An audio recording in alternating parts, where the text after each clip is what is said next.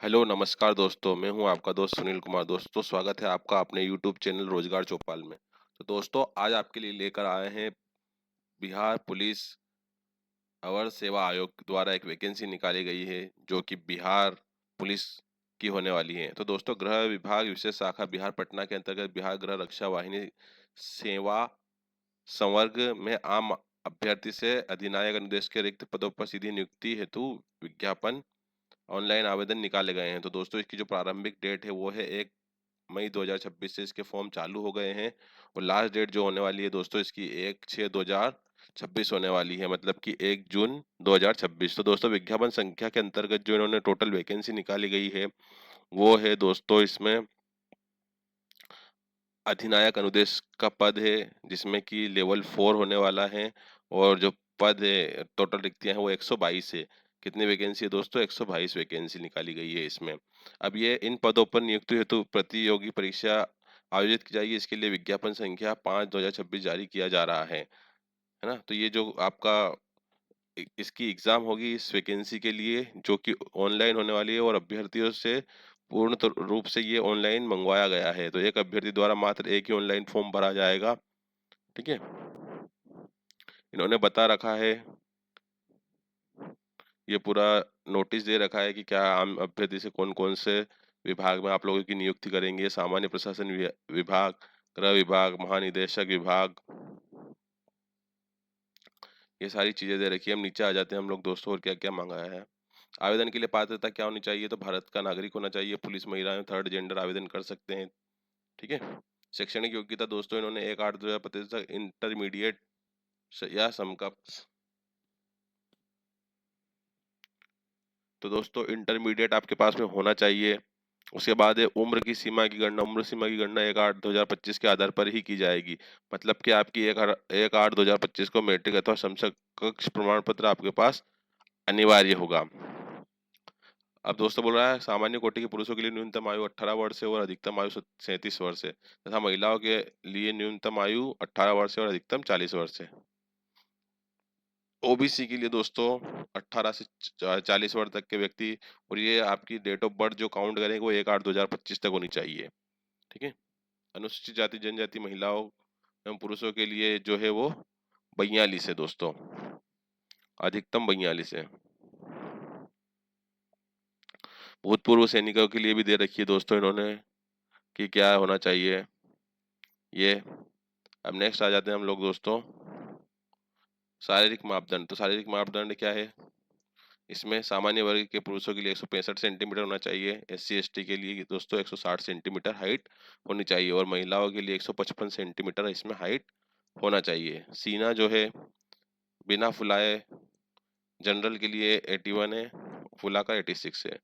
अनुसूचित जाति के लिए 79 है और यहाँ पर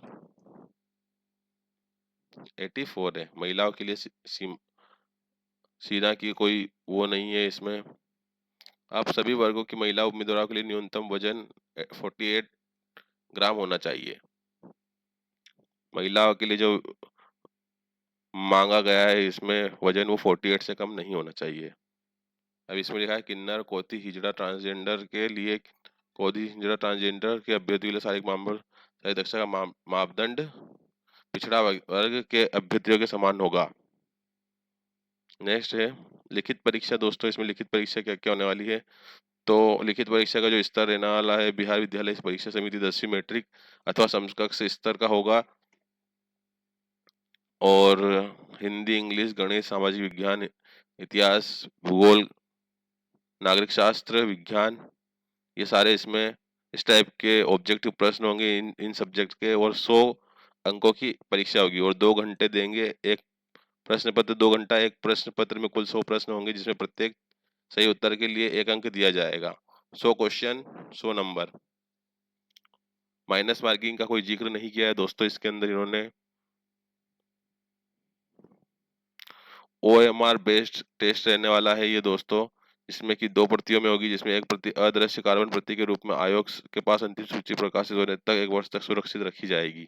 मतलब कि एक OMR शीट इनके पास सुरक्षित रहेगी अपने पास में, है ना। बोल रहा है कि लिखित परीक्षा में 30% से अंक, अगर 100 में से 30 से कम लाते हो आप लोग, तो आप लोगों को असफल घोषित किया जाएगा, आप लोगों को बुलाया नहीं जाएगा। ठीक है। उसके बाद आते हैं दोस्तों हम लोग शारीरिक दक्षता। वही आयोग द्वारा आयोजित लिखित परीक्षा के आधार पर ही पात्र उम्मीदवारों के लिए शारीरिक दक्षता की परीक्षा आयोजित की जाएगी। मतलब जिन जो लोग मेरिट में आएंगे लिखित परीक्षा की, उन्हीं लोगों को शारीरिक मापदंड के लिए बुलाया जाएगा। अब शारीरिक दक्षता की परीक्षा भी एक 100 नंबर की होगी। ऊंचाई और सीना के लिए कोई अंक दे ही नहीं है, परंतु विहित अर्हताएं पूरी करने वाले अभ्यर्थियों को असफल घोषित किए जाएंगे। अधिक दौड़ के लिए अधिकतम 50 अंक है। जैसे ही 5 मिनट से कम आते हो, पहले तो आप लोगों को देखो सभी कोटि के पुरुषों के लिए जैसे 1 मील मतलब 1.6 किलोमीटर अधिकतम 6 मिनट में आप अगर पूरी करते हो, अगर 5 मिनट से कम करते हो तो 50 अंक मिलेंगे। अगर 5 मिनट 20 सेकंड में करते हो तो 40 अंक, 5 मिनट 20 सेकंड में 30 अंक और 20 अंक। अब महिलाओं के लिए 4 मिनट से, अब ये 1 किलोमीटर ही दौड़ना है महिलाओं को। अगर 4 मिनट से कम में आती है तो 50 अंक। 4 मिनट से 4 मिनट 20 सेकंड तक 40 अंक। इसके लिए 30 अंक इसके लिए। और गोला फेंक के लिए अधिकतम है दोस्तों 50 अंक दे रखे हैं इन्होंने। 16 फीट से 17 फीट तक अगर फेंका जाएगा तो 9 अंक है। 17 फीट से ज्यादा है तो 13 अंक है। इस टाइप से 20 फीट से ज्यादा अगर फेंक दोगे तो 25 अंक इन्होंने दे रखे हैं। उसके बाद है महिलाओं के लिए 12 फीट 9 अंक, 15 फीट से 16 फीट 21 अंक। इस टाइप से इन्होंने अंक दे रखे हैं। ऊंची कूद के लिए दोस्तों इन्होंने 50 अंक दे रखे हैं। 4 फीट के 13 अंक है पुरुषों के लिए। अगर आप 5 फीट कूद जाते हैं तो 25 अंक दे रखे हैं। अब सभी कोटि की महिलाओं के लिए 4 फीट अगर कूद जाएगी तो उनको 25 अंक मिलेंगे। और 3 फीट से कम कूदने वाली महिलाओं को असफल घोषित किया जाएगा। 3 फीट से अगर कम कूदती है तो उनको असफल कर देंगे। और पुरुषों में 4 फीट से कम कूदने वाले अभ्यर्थियों को असफल घोषित किया जाएगा। और यहाँ पर दे रखा है दोस्तों, किन्नर, कोती, हिजड़ा, ट्रांसजेंडर के लिए शारीरिक मापदंड एक जैसे ही होंगे।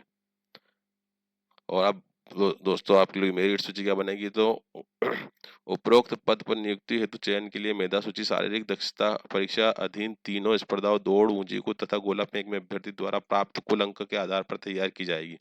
शारीरिक दक्षता में 2 या 2 से अधिक अभ्यर्थियों के समान अंक प्राप्त करने की दशा में कई स्थान का उदाहरण होगा, जिनकी जन्म तिथि के आधार पर समान अंक प्राप्त करने पर उनकी समान जन्म तिथि वाले 2 या अधिक उनकी दक्षिण अर्हता के आधार पर किया जाएगा। इस प्रकार समान अंक में अधिक, अगर आप लोगों की 2 लोगों के सेम नंबर आते हैं तो पहले एज देखी जाएगी कि दोनों की एज में से कौन बड़ा है, तो उसको लिया जाएगा। अगर दोनों की एज सेम है तो उन दोनों की शैक्षणिक योग्यता देखेंगे, दोनों के पास किसके पास ज्यादा शैक्षणिक योग्यता है। अगर उसमें भी आप लोगों को शैक्षणिक योग्यता भी समान है तो आप लोगों के 10वीं इंटरमीडिएट के मार्क्स इसमें देखे जाएंगे दोस्तों। ठीक है। अब ये यहाँ पर दे रखा है इन्होंने कि इसकी जो संख्या क्या है, तो 48 जनरल के लिए पद है, अनुसूचित जाति के लिए 19 है, जनजाति के लिए 2 पद है, पिछड़ा वर्ग के लिए 22 है, पिछड़ा वर्ग के लिए 15 है और आर्थिक रूप से कमजोर वर्ग के लिए 12 है।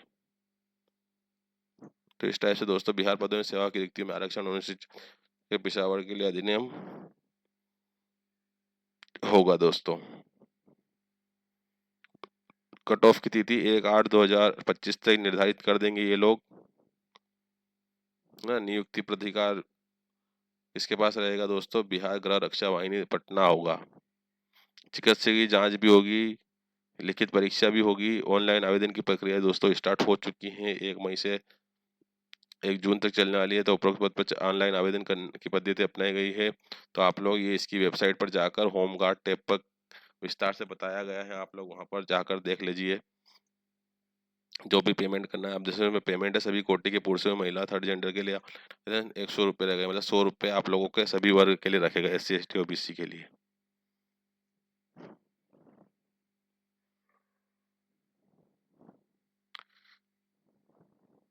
इस टाइप से दोस्तों ये पूरा इन्होंने नोटिफिकेशन दिया है। तो आप लोग ऑनलाइन पूरा आवेदन करें। आपको अगर कुछ प्रॉब्लम आती है तो आप लोग इनके इनको ईमेल या इनके कस्टमर केयर नंबर पर कॉल कर सकते हैं या हेल्पलाइन नंबर पर कॉल कर सकते हैं। और अगर आपको दोस्तों फिर भी कुछ दिक्कत आती है तो आप मेरे चैनल पर कमेंट कर सकते हैं, आप मेरे इस वीडियो पर कमेंट कर सकते हैं।